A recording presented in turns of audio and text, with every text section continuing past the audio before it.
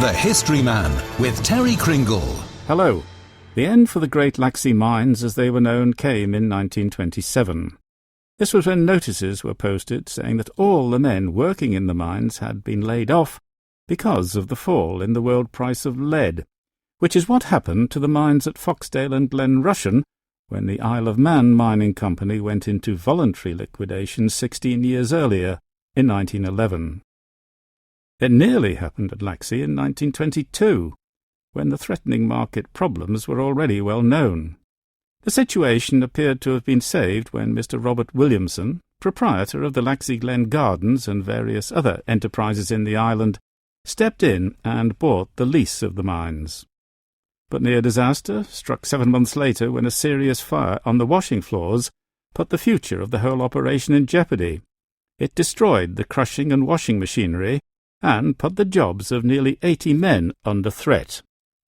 Fortunately, the Manx government provided a loan of £2,000 so that the miners could be retained and employed to deal with the ore manually, pending the repair of the machinery.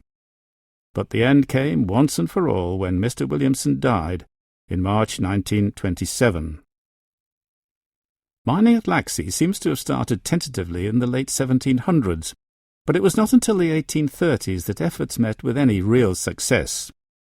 The lease was held by what was called the Lonnon Mining Association. This was reformed as the Laxey Mining Company in 1848. After this, operations expanded into a period of considerable prosperity. The Laxey mines became a leading producer of zinc ore, although lead with high silver content and copper were also mined. At the same time, there were labour problems, and a strike seriously disrupted the whole mining operation. Out-of-work Cornish miners were brought in to help break the strike. After this, the company underwent a number of changes. This brings us to the construction of the Lady Isabella, the Laxey wheel, to provide additional power for keeping the mines clear of water so that men were able to open up working levels hundreds of feet below ground. This was also when the washing floors were constructed to cope with increased annual production of thousands of tons of ore. Responsible for this now highly successful enterprise were the so-called Big Three, who were in charge at the time. First, the chairman of the Laxey Mining Company was advocate, banker, and entrepreneur Mr. G. W. Dumbell.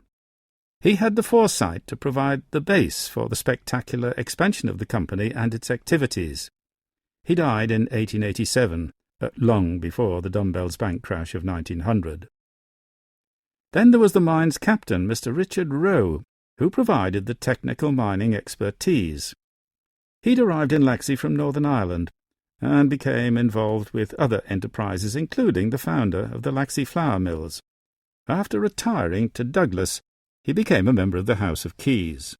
Then there was Robert Casement, a native of Laxey and son of a wheelwright, who was responsible for the design of the Lady Isabella.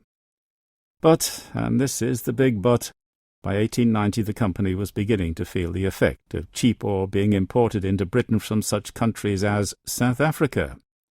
The Laxey workforce diminished, and as I have already said, the inevitable closure took place in 1927. The fact that the Great Laxey mines lasted as long as they did, after the great mining complex of Foxdale and Glen Rushen had gone under in 1911, is evidence of their excellence and survival in difficult circumstances. Meanwhile, I suppose the whole Isle of Man can claim ownership of the Lady Isabella, not just Laxey. It's one of the great sights of the island, which is known worldwide. It was named after the wife of the Lieutenant Governor, the Honourable Charles Hope, when it started working on September the 27th, 1854.